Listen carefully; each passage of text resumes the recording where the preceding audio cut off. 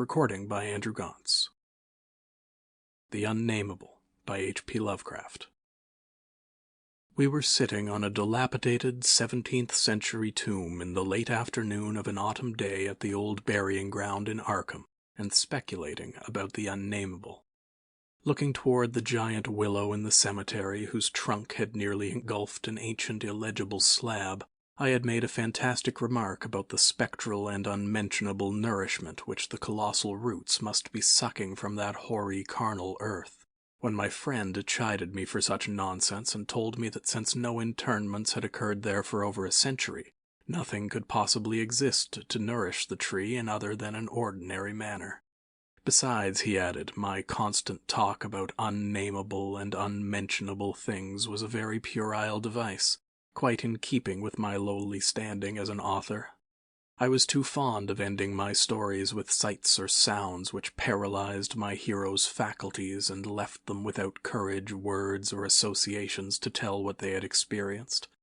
We know things, he said, only through our five senses or our intuitions. Wherefore it is quite impossible to refer to any object or spectacle which cannot be clearly depicted by the solid definitions of fact or the correct doctrines of theology, preferably those of the Congregationalists, with whatever modifications tradition and Sir Arthur Conan Doyle may supply. With this friend, Joel Manton, I had often languidly disputed. He was principal of the East High School, born and bred in Boston and sharing New England's self-satisfied deafness to the delicate overtones of life. It was his view that only our normal, objective experiences possess any aesthetic significance, and that it is the province of the artist not so much to rouse strong emotion by action, ecstasy, and astonishment, as to maintain a placid interest and appreciation by accurate, detailed transcripts of everyday affairs. Especially did he object to my preoccupation with the mystical and the unexplained, for although believing in the supernatural much more fully than I, he would not admit that it is sufficiently commonplace for literary treatment, that a mind can find its greatest pleasure in escapes from the daily treadmill and in original and dramatic recombinations of images usually thrown by habit and fatigue into the hackneyed patterns of actual existence, was something virtually incredible to his clear, practical, and logical intellect. With him all things and feelings had fixed dimensions, properties, causes, and effects, and although he vaguely knew that the mind sometimes holds visions and sensations of far less geometrical, classifiable, and workable nature, he believed himself justified in drawing an arbitrary line and ruling out of court all that cannot be experienced and understood by the average citizen. Besides, he was almost sure that nothing can be really unnamable. It didn't sound sensible to him. Though I well realized the futility of imaginative and metaphysical arguments against the complacency of an orthodox sun-dweller, something in the scene of this afternoon colloquy moved me to more than usual contentiousness. The crumbling slate slabs, the patriarchal trees, and the centuried gambrel roofs of the witch-haunted old town that stretched around all combined to rouse my spirit in defense of my work, and I was soon carrying my thrusts into the enemy's own country. It was not, indeed, difficult to begin a counterattack, for I knew that Joel Manton actually half clung to many old wives' superstitions which sophisticated people had long outgrown, beliefs in the appearance of dying persons at distant places, and in the impressions left by old faces on the windows through which they had gazed all their lives. To credit these whisperings of rural grandmothers, I now insisted, argued a faith in the existence of spectral substances on the earth apart from and subsequent to their material counterparts. It argued a capability of believing in phenomena beyond all normal notions, for if a dead man can transmit his visible or tangible image half across the world, or down the stretch of the centuries, how can it be absurd to suppose that deserted houses are full of queer sentient things, or that old graveyards teem with the terrible unbodied intelligence of generations? And since spirit, in order to cause all the manifestations attributed to it, cannot be limited by any of the laws of matter, why is it extravagant to imagine psychically living dead things in shapes or absences of shapes, which must for human spectators be utterly and appallingly unnamable?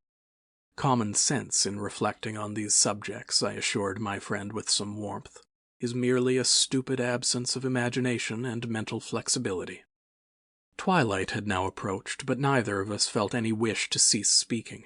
Manton seemed unimpressed by my arguments and eager to refute them, having that confidence in his own opinions which had doubtless caused his success as a teacher, whilst I was too sure of my ground to fear defeat. The dusk fell, and lights faintly gleamed in some of the distant windows, but we did not move. Our seat on the tomb was very comfortable, and I knew that my prosaic friend would not mind the cavernous rift in the ancient root-disturbed brickwork close behind us, or the utter blackness of the spot brought by the invention of a tottering, deserted 17th-century house between us and the nearest lighted road.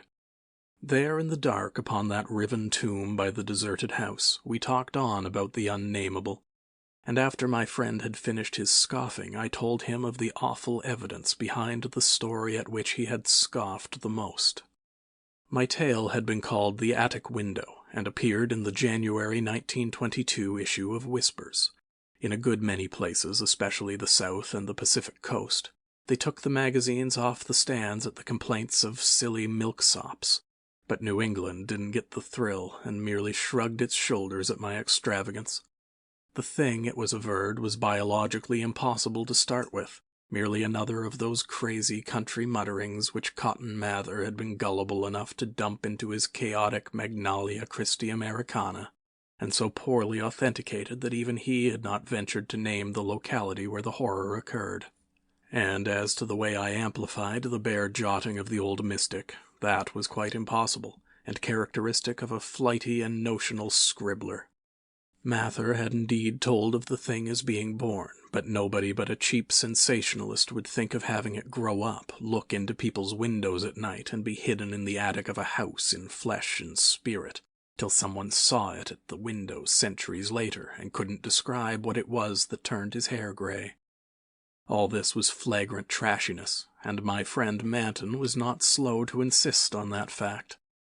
Then I told him what I had found in an old diary kept between 1706 and 1723, unearthed among family papers not a mile from where we were sitting. That, and the certain reality of the scars on my ancestor's chest and back which the diary described. I told him, too, of the fears of others in that region, and how they were whispered down for generations, and how no mythical madness came to the boy who, in 1793, entered an abandoned house to examine certain traces suspected to be there. It had been an eldritch thing. No wonder sensitive students shudder at the Puritan age in Massachusetts. So little is known of what went on beneath the surface. So little, yet such a ghastly festering as it bubbles up putrescently in occasional ghoulish glimpses. The witchcraft terror is a horrible ray of light on what was stewing in men's crushed brains, but even that is a trifle. There was no beauty, no freedom. We can see that from the architectural and household remains, and the poisonous sermons of the cramped divines. And inside that rusted iron straitjacket lurked gibbering hideousness, perversion, and diabolism. Here truly was the apotheosis of the Unnamable. Cotton Mather, in that demoniac sixth book which no one should read after dark, minced no words as he flung forth his anathema. Stern as a Jewish prophet, and laconically unamazed as none since his day could be, he told of the beast that had brought forth what was more than beast but less than man, the thing with the blemished eye, and of the screaming, drunken wretch that hanged for having such an eye. This much he baldly told, yet without a hint of what came after. Perhaps he did not know, or perhaps he knew and did not dare to tell. Others knew, but did not dare to tell. There is no public hint of why they whispered about the lock on the door to the attic stairs in the house of a childless, broken, embittered old man who had put up a blank slate slab by an avoided grave, although one may trace enough evasive legends to curdle the thinnest blood. It is all in that ancestral diary, I found, all the hushed innuendos and furtive tales of things with a blemished eye seen at windows in the night, or in deserted meadows near the woods. Something had caught my ancestor on a dark valley road, leaving him with marks of horns on his chest and of ape-like claws on his back, and when they looked for prints in the trampled dust, they found the mixed marks of split hooves and vaguely anthropoid paws. Once a post-rider said he saw an old man chasing and calling to a frightful, loping, nameless thing on Meadow Hill in the thinly moonlit hours before dawn, and many believed him. Certainly there was strange talk one night in 1710, when the childless, broken old man was buried in the crypt behind his own house in sight of the blank slate slab. They never unlocked that attic door, but left the whole house as it was, dreaded and deserted. When noises came from it, they whispered and shivered, and hoped that the lock on that attic door was strong. Then they stopped hoping when the horror occurred at the parsonage, leaving not a soul alive or in one piece. With the years, the legends take on a spectral character. I suppose the thing, if it was a living thing, must have died. The memory had lingered hideously, all the more hideous because it was so secret. During this narration, my friend Manton had become very silent, and I saw that my words had impressed him. He did not laugh as I paused, but asked quite seriously about the boy who went mad in 1793, and who had presumably been the hero of my fiction. I told him why the boy had gone to that shunned, deserted house, and remarked that he ought to be interested, since he believed that windows retained latent images of those who had sat at them. The boy had gone to look at the windows of that horrible attic because of tales of things seen behind them, and had come back screaming maniacally. Manton remained thoughtful as I said this, but gradually reverted to his analytical mood. He granted, for the sake of argument, that some unnatural monster had really existed, but reminded me that even the most morbid perversion of nature need not be unnamable or scientifically indescribable. I admired his clearness and persistence, and added some further revelations I had collected among the old people. Those later spectral legends I made plain related to monstrous apparitions more frightful than anything organic could be. Apparitions of gigantic bestial forms, sometimes visible and sometimes only tangible, which floated about on moonless nights and haunted the old house, the crypt behind it, and the grave where a sapling had sprouted beside an illegible slab. Whether or not such apparitions had ever gored or smothered people to death, as told in uncorroborated traditions, they had produced a strong and consistent impression, and were yet darkly feared by very aged natives, though largely forgotten by the last 2 generations, perhaps dying for lack of being thought about. Moreover, so far as the aesthetic theory was involved, if the psychic emanations of human creatures be grotesque distortions, what coherent representation could express or portray so gibbous and infamous a nebulosity as the spectre of a malign, chaotic perversion, itself a morbid blasphemy against nature? Molded by the dead brain of a hybrid nightmare, would not such a vaporous terror constitute in all loathsome truth the exquisitely, the shriekingly unnamable? The hour must now have grown very late. A singularly noiseless bat brushed by me, and I believe it touched Manton also, for although I could not see him, I felt him raise his arm. Presently he spoke.